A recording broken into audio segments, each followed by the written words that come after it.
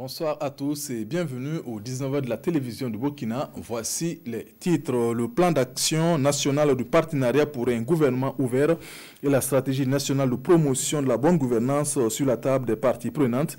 Il s'agit de mettre tous les acteurs concernés au même niveau d'information sur les principes de bonne gouvernance pour une mise en œuvre efficiente de ce partenariat. Et puis bientôt, un monument pour immortaliser le fondateur de la ville de Fadangourma à Yandabili. Les 13 familles princières de la royauté du Nungu discutent du projet d'érection du monument à son effigie dans la cité. Une occasion aussi de rappeler quelques hauts faits de ce héros. Le partenariat pour un gouvernement ouvert et la stratégie nationale de promotion de la bonne gouvernance est en marche, mais pour l'instant, c'est son plan d'action national qui est présenté aux différents acteurs, comme ici à Fadangourma dans la région de l'Est. Objectif, mettre tous les acteurs concernés au même niveau d'information sur les principes de bonne gouvernance. Reportage aussi de Ninkiema et Ibrahim Sanou. Les partenariats pour un gouvernement ouvert et la stratégie nationale de promotion de la bonne gouvernance sont deux référentiels auxquels le gouvernement burkinabé a adhéré.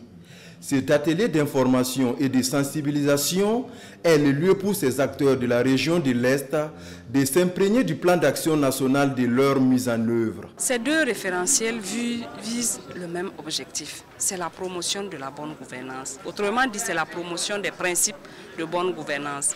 C'est demander à ce que toute action que nous menons là, il y ait ces principes clés de bonne gouvernance. D'abord, c'est la participation. Ensuite, il faut une transparence.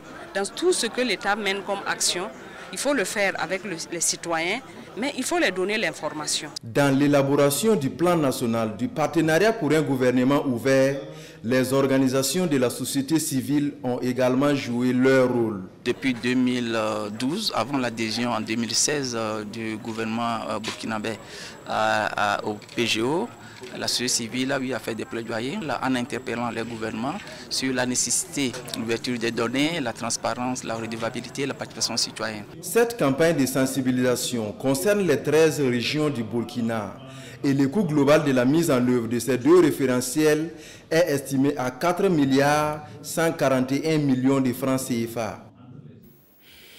À Bobo Dioulasso, on parle de la question de l'aide publique. Il s'agit d'un atelier d'information sur les partenariats publics-privés et surtout la gestion de l'aide publique. La rencontre est organisée au profit des élus locaux et autres acteurs du développement local.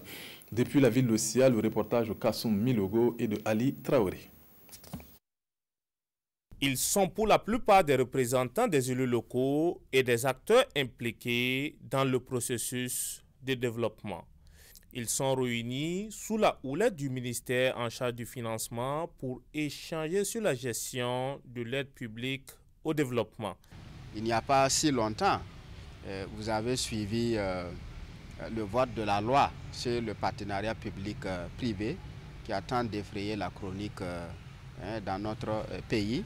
C'est le signe que, quelque part, les gens n'ont pas une très bonne compréhension de tout ce qui est l'aide publique au développement. Et donc le ministère des Finances a jugé bon de venir réunir un certain nombre d'acteurs pour justement aborder cette thématique-là. Durant 2 jours donc, les participants auront droit à plusieurs thématiques. Des thématiques qui pourront les aider à mieux comprendre la gestion de l'aide publique au développement. Faire un focus sur l'une des thématiques en vigueur actuellement, le CNR, les financements innovants en matière de partenariat public-privé.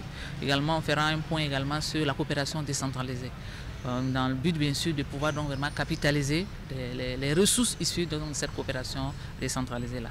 Il faut dire qu'au niveau international également, il y a un certain nombre d'engagements qui sont pris par la communauté internationale auxquels le Burkina a souscrit et que nous mettons en œuvre au niveau du Burkina. C'est la 2e fois qu'un tel atelier se tient ici à Sia et à l'issue de cette rencontre, les initiateurs attendent des participants qu'ils soient des relais auprès des populations. Le Burkina Faso accueille l'Assemblée générale de Pamodja, Afrique de l'Ouest et du Maghreb. À travers son approche Reflect, ce réseau entend alphabétiser le secteur non formel pour qu'il impacte positivement son environnement. Cette 9e Assemblée générale sera le lieu du bilan des activités ainsi que des actions futures. Reportage Konsoun Koulibaly et Maxime Zongo.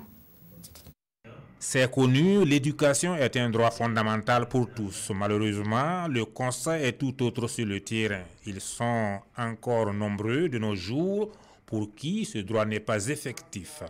C'est pour inverser la tendance que plusieurs initiatives ont vu le jour. Parmi celles-ci, Pamoja Afrique, un réseau de praticiens et de sympathisants de l'approche éducation pour un développement durable dénommé Reflet. C'est une alternative éducative dont l'objectif est de permettre aux gens qui n'ont jamais été à l'école d'être alphabétisés dans leur langue, mais aussi d'intervenir dans le développement de leur communauté. Nous aidons les gens à savoir lire et écrire, mais aussi à avoir les aptitudes nécessaires pour être de bons citoyens.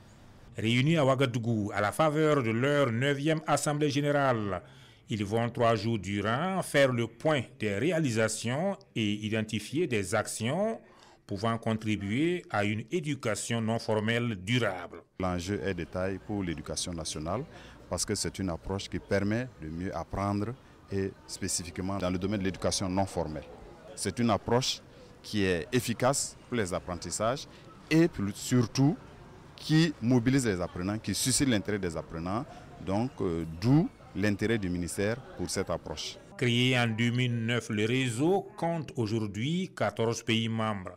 Il s'est donné pour mission de faciliter l'accès à une éducation de qualité, aussi bien pour les jeunes que pour les adultes qui n'ont pas eu la chance de fréquenter l'école classique.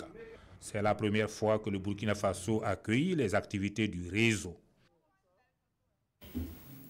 Début de la 7e session de la chambre criminelle de Bobo-Dioulasso ce 15 octobre. Une trentaine de dossiers sont inscrits au rôle, impliquant près de 40 accusés. Les audiences sont publiques pour cette session qui court jusqu'au 24 octobre prochain. Reportage d'Issa Traoré et Kadou Romenki.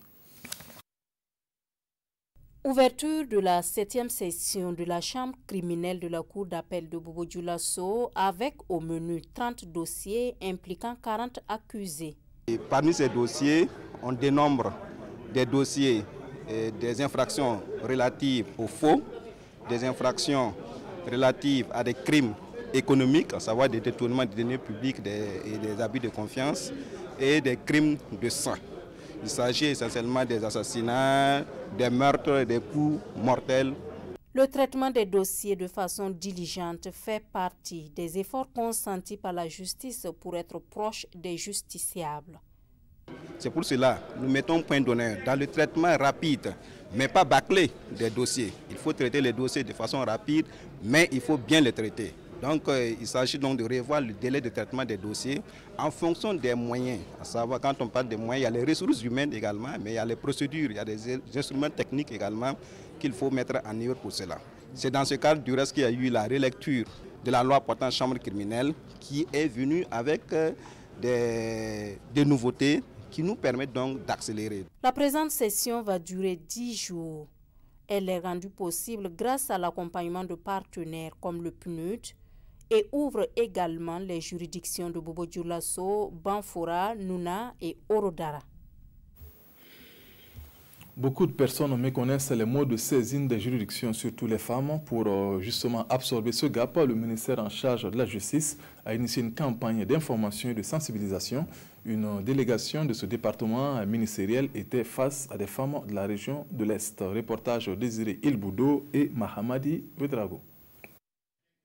C'est une rencontre d'échange entre les femmes de la région de l'Est et une délégation de la direction de l'accès à la justice et de l'aide aux victimes. La délégation entend par cette sortie expliquer aux femmes les différentes politiques mises en place en vue de leur faciliter l'accès à la justice. On a constaté que le déficit d'information et d'accès à la justice est plus prononcé à l'endroit des femmes dont nous ignorons qu'elles constituent un groupe vulnérable. Et dans ce contexte, donc, l'idée est venue de partager cette information à l'endroit des femmes pour qu'elles mesurent l'importance de la saisine des tribunaux en cas de litige ou contentieux. C'était pour les femmes vraiment un grand vide de ne pas savoir où courir en cas de problème et vraiment apprendre qu'il y a cette porte-là qui nous est ouverte. Nous disons vraiment merci au gouvernement. La présentation de la loi 061 portant prévention Répression et réparation des violences faites à l'égard de la femme et de la jeune fille est l'une des communications du jour. Il s'agira de présenter d'abord les dispositifs juridiques encadrent la matière, faire un aperçu sur les tribunaux du premier degré, surtout avec leur mode de saisine, les mécanismes qui ont été mis en place, en tout cas pour la protection des femmes. La région du Centre-Est est la prochaine étape de cette campagne de sensibilisation et d'information sur l'importance de la saisine des juridictions au profit des femmes du Burkina Faso. La FAO a procédé à la distribution d'aliments pour bétail aux réfugiés maliens et aux populations hautes du site de Goudébou.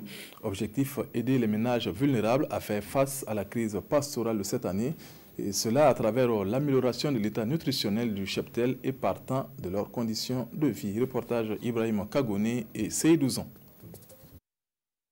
L'Organisation des Nations Unies pour l'alimentation et l'agriculture FAO vole au secours des ménages pauvres affectés cette année par la crise pastorale. Ici, au camp de réfugiés maliens de Goudébou, ce sont 112 tonnes de l'aliment bétail qui sont distribuées à 750 ménages. L'assistance s'inscrit dans le cadre de la mise en œuvre de 2 projets. C'est un projet TCP, ça veut dire c'est un projet qui est financé sur fonds propres de la FAO, et un projet Osrocha qui est financé par l'ensemble des Nations Unies. Ces projets ont été initiés dans le but plutôt de riposter et d'appuyer les ménages vulnérables. La situation des réfugiés étant une situation de longue durée, nous avons fait des plaidoyers auprès de la FAO pour solliciter leur intervention, qu'ils puissent assister les réfugiés, venir en complément de ce que nous, avec les autres agences du système des Nations Unies et les autres partenaires, ce que nous sommes en train d'apporter, venir vraiment compléter ça. Les bénéficiaires ont aussi été formés sur la bonne utilisation de l'aliment bétail et sur la gestion du troupeau en période de crise. Les formations qu'on est en train de faire aussi, ça aussi c'est donner beaucoup de choses. Parce que si tu comprends ce qu'ils ont dit au début là, il faut connaître les moyens de l'élevage. Ça aussi c'est donner beaucoup de choses. Parce qu'avant tu ramasses seulement et puis tu mélanges, tu vis, ça ne va pas. Donc on a dit maintenant il faut prendre cette route là. Dans la mise en œuvre des projets TCP Osrocha, il est aussi prévu la couverture sanitaire des animaux des bénéficiaires, comme c'est le cas ici au parc de Goudébou. Il était une fois Yandabili, le fondateur de la ville de Fadangourma. Il y aura bientôt un monument pour l'immortaliser dans la cité qu'il a bâtie. Les 13 familles princières de la royauté de Nungu sont en conclave sur le projet d'érection du monument à son effigie. Une occasion aussi de rappeler quelques hauts faits de ces héros. Reportage au presse de Kiem Touré et Rasmata Ouedrago. 2 heures chrono pour se remémorer, pour persuader et se mettre d'accord. Les 13 grandes familles de la royauté du Nungu sont en concertation pour perpétuer la mémoire de leurs ancêtres et guerriers Yandabili à travers un projet d'érection des monuments en sa mémoire. Si nous arrivons à réaliser un monument au nom de Yandabili dans un des carrefours de la ville de Fada, toute personne qui arrive là peut y aller, peut avoir un peu d'historique à ce qui concerne ce fondateur, ce conquérant, ce guerrier qui a mené les gourmands au niveau de la ville de Fada. Chacun a tenu à donner un témoignage, à appuyer le projet, à envoyer des conseils et des exhortations, si bien que, en tout cas, on repart satisfait de ce que les gens aient adhéré massivement. Sur place, une levée de fonds est lancée à cette occasion et tous appellent à l'unité des fils de la cité pour la réussite du projet.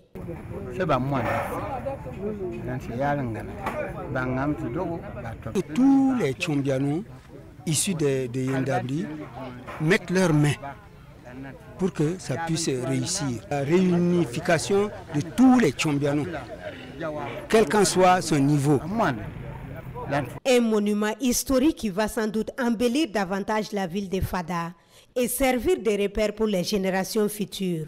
Un comité en charge de la construction de l'édifice sera installé dans les prochains jours. C'est la fin de cette édition. Merci de nous avoir suivis. Le 20h, c'est en compagnie de Nathalie Kaoré. Bonne suite de programme sur la RTV. Bonsoir.